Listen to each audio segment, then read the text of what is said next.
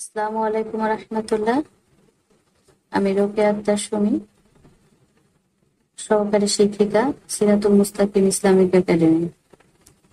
আজকে আমি দ্বিতীয় শ্রেণী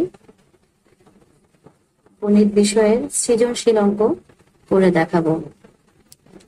সৃজনশীল অঙ্ক আমরা ক্লাসে এর আগে করিয়েছি, কিন্তু বাচ্চাদের সুবিধার্থে এটা আবার ভিডিও ক্লাস রেকর্ডিং করে দেওয়া হচ্ছে। তো বাচ্চারা, আমরা এখন একটু প্রশ্নটাকে খেয়াল করি, একটু মনোযোগী হয়ে প্রশ্নে দেখো। এই অঙ্কটায় আজকে আমরা দেখবো যে কি বলেছে। সৃজনশীল অঙ্কতে সবসময় কয়টা পার্ট থাকে, দুটো থাকতে পারে, তিনটা কিংবা চারটা। তো প্রথমে আমরা অঙ্কটা সুন্দর করে পড়ে বুঝে নেব। একটি ঝুড়িতে 425টি আম এবং অপর একটি ঝুড়িতে 345টি আম আছে। মোট আম থেকে 175টি আম বিক্রি করা হলো, কতটি আম রইল? তো এইটা হচ্ছে আমাদের প্রশ্ন। এটা আমরা প্রথমে সুন্দর করে পড়ব, তারপরে হচ্ছে আমরা অঙ্কটা করা শুরু করব। তো এই অঙ্কটা প্রথমে দেখো, চারটা পার্ট আছে, ক, খ, গ, ঘ, এই চারটা। তো আমরা প্রথমে কয়ের প্রশ্নের উত্তরটা সমাধান করব। তো আমরা একটু এখন করে নিই। দেখো এখানে দুটি ঝুড়িতে মোট কতটি আম আছে। তো এখন আমরা কয়ের উত্তরটা একটু করবো। আমি লিখছি, তোমরা একটু খেয়াল করো। ক নাম্বার, দুটি ঝুড়িতে মোট কতটি আম আছে। তো একটি ঝুড়িতে আছে কতটি? একটি ঝুড়িতে আছে 425টি, আরেকটিতে আছে 345টি। তো এখানে আমরা দুভাবে করতে পারি। এটা আমরা যখন যোগ বিয়োগের প্রশ্নের অঙ্ক করেছি, যে একটি ঝুড়িতে আছে 445টি এবং অপর ঝুড়িতে আছে 345টি। একটি ঝুড়িতে আছে 425টি আর অপর ঝুড়িতে আছে 345টি। তো এক্ষেত্রে আমরা হচ্ছে একটু সংক্ষেপে অঙ্কটা করে ফেলবো, যেহেতু আমাদের চারটা প্রশ্নের উত্তর এখানে দিতে হবে। তো আমরা একত্রে লিখে ফেলবো যে দুটি ঝুড়িতে আছে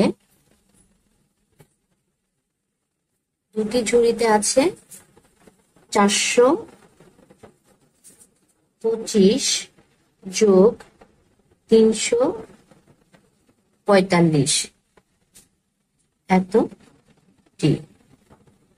এই দুটো প্রথমে আমরা কি করব? যোগ করব। যোগ করলে দুটি ঝুড়িতে মোট কতটি আছে সেটা আমরা পেয়ে যাব।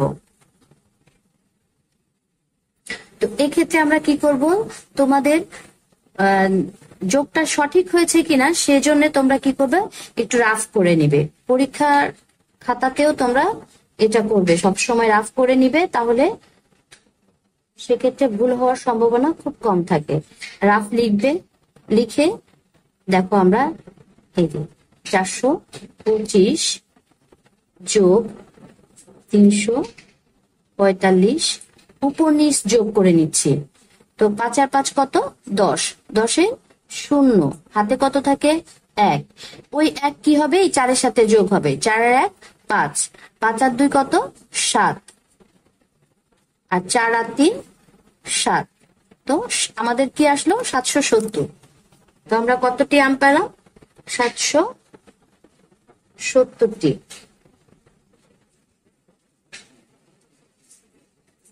তো দুটি ঝুড়িতে মোট কতটি আম পেয়েছি আমরা? 770টি। এই ক্ষেত্রে এই দেখো, কর কিন্তু আমরা উত্তর কিন্তু পেয়ে গেছি, 770টি আছে। দুটি ঝুড়িতে আছে 770টি আম।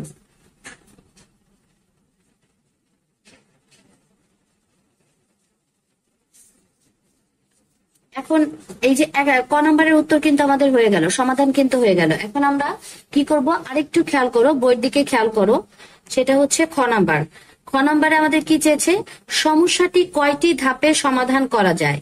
এখন আমরা দেখো, একটু খেয়াল করো বাচ্চারা।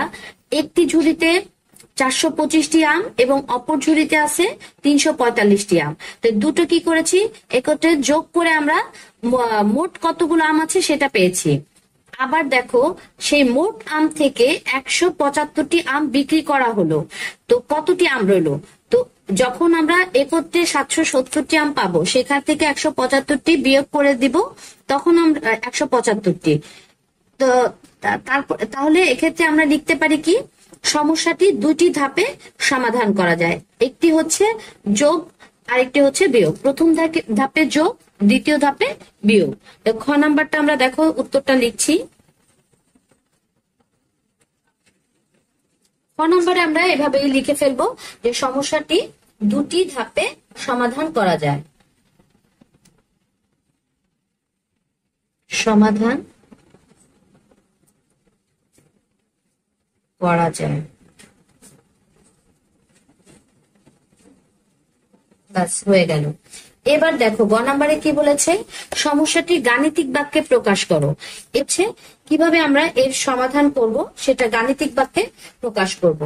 তাহলে আমরা লিখব সমস্যাটি গাণিতিক বাক্যে প্রকাশ করা হলো। সমস্যাটি, এখন আমি নিচে গাণিতিক বাক্যটা প্রকাশ করছি। দেখো প্রথমে হচ্ছে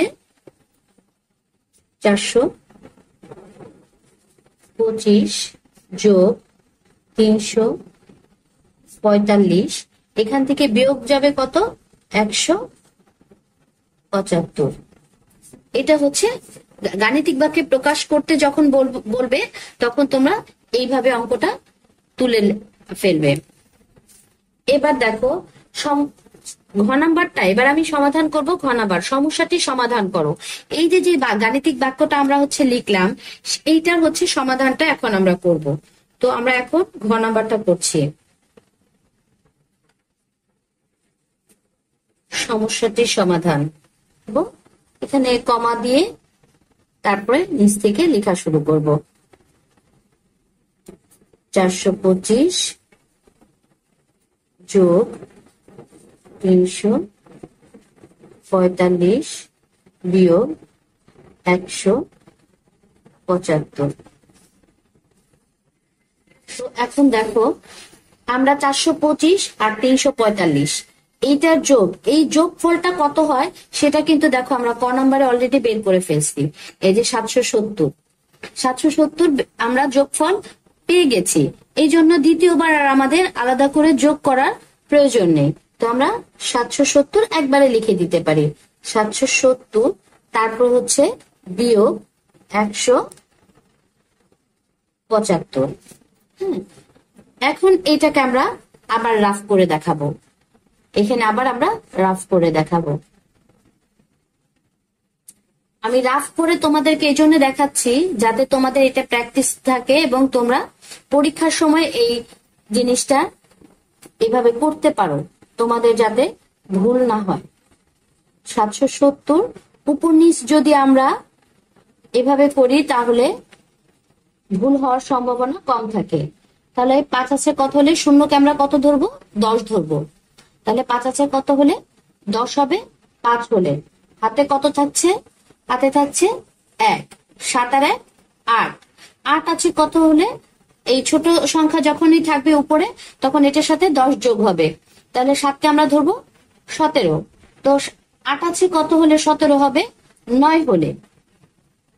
গুনতে হবে কিন্তু, হ্যাঁ তোমরা কিন্তু গুনে গুনে করবে। যদি তোমাদের সমস্যা হয় তাহলে দেখো 8-এর পরে 9, এই যে কর গুনে করতে পারো, কাঠি গুনেও করতে পারো। তাহলে 8-এর পর থেকে কোনো 9, 10, 11, 12, 13, 14, 15, 16, 17।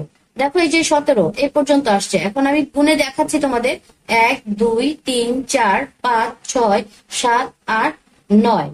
হ্যাঁ 9 হয়েছে। তো হাতে কত থাকলো, 1। ওই একটা কত কোথায় যোগ হবে, এই নিচের 1-এর সাথে। 1-এর 1 2, 2 আছে কত হলে 7 হবে, 5 হলে। তাহলে কত হলো, 595। 595। তাহলে এখন আমাদের সমস্যাটির সমাধান আমরা বের করে ফেললাম। এখন আমরা সব শেষে উত্তর এভাবে লিখতে পারি, উত্তর 595। এতটি, কতটি আনছিল, এতটি, এভাবে। তো আমরা 71 পৃষ্ঠার 8 নাম্বার অঙ্কটার সমাধানটা করলাম।